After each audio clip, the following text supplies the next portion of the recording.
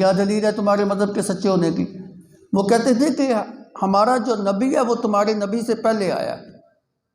اور ہمارے نبی کے اوپر جو کتاب نازل ہوئی ہے وہ تمہارے نبی سے پہلے نازل ہوئی ہے، اس لیے ہم سچے ہیں تم جھوٹے۔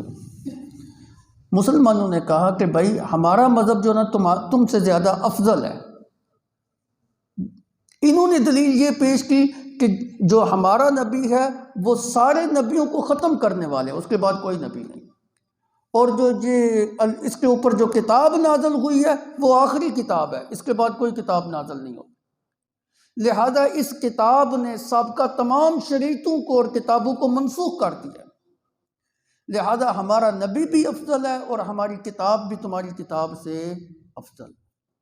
تو یہ دونوں کا جو ہے نا آپس میں جھگڑا ہو رہا ہے، مکالمہ جو ہے نا وہ ہو رہا ہے۔ اس موقع کے اوپر یہ آیت مقدسہ جو ہے نا نازل ہوئی، لیس بامانیکم ولا امانی اہل الکتاب،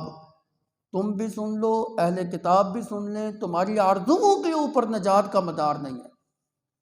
اور بعض مفسرین نے کہا لیس بامانیکم سے مراد کم ضمیر خطاب کی مشرکین مکہ کی طرف جو ہے نا وہ لوٹ گیا ہے۔ مشرکین مکہ کا یہ نظریہ تھا کہ مر جانا ہے، مٹی ہو جانا ہے، پھر دوبارہ نہیں اٹھایا جانا۔ اذا متنا کنا ترابا وعظاما ائنا لمبعوثون، کیا جب ہم مر جائیں گے، مٹی کے اندر چلے جائیں گے، پھر دوبارہ اٹھائے جائیں گے؟ بڑے تعجب کی بات ہے جی۔ ان کا ذہن اس بات کو قبول کرنے کے لیے تیار ہی نہیں تھا کہ ہم جو ہے نا دوبارہ اٹھائے جائیں گے اور قیامت جو ہے نا وہ برپا ہو۔ اور ان کا ایک یہ بھی نظریہ تھا اگر اٹھائے گئے تو یہ لات منات عزا خبل جن کی ہم جو ہے نا پوجا کرتے ہیں یہ ہمارے سفارشی ہوں گے، ان کی ہم عبادت جو ہے نا اللہ کا تقرب حاصل کرنے کے لیے کرتے ہیں، یہ ہمیں بچا لیں گے۔ اسی طرح یہودی جو تھے ان کے بھی جو ہے نا اپنے نظریات تھے، وہ کہتے تھے نحن ابناء اللہ واحباؤ، ہم اللہ کے بیٹے ہیں جی،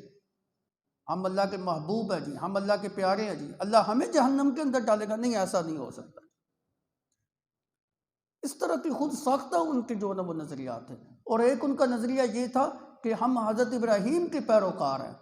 اور حضرت ابراہیم علیہ السلام کو اللہ رب العزت کل قیامت کے دن جہنم کے دروازے کے اوپر کھڑا کر دیں گے۔ اور تعصب ان کے اندر اتنا تھا کہ یہ یہودیوں میں سے بھی ایک خاص طبقے کے متعلق یہ سمجھتے تھے کہ وہ جنت میں جائے گا جو ختنہ کراتا ہے جی۔ نظریہ ان کا یہ تھا حضرت ابراہیم جہنم کے دروازے پہ کھڑے ہوں گے اور دیکھیں گے جس یہودی کا ختنہ ہوا ہے نا وہ جنت کے اندر جائے گا، اس کو جہنم سے بچا لیا جائے گا، باقی سارے جہنم کے اندر جو ہے نا وہ جائیں گے۔ تو یہ ان کے خود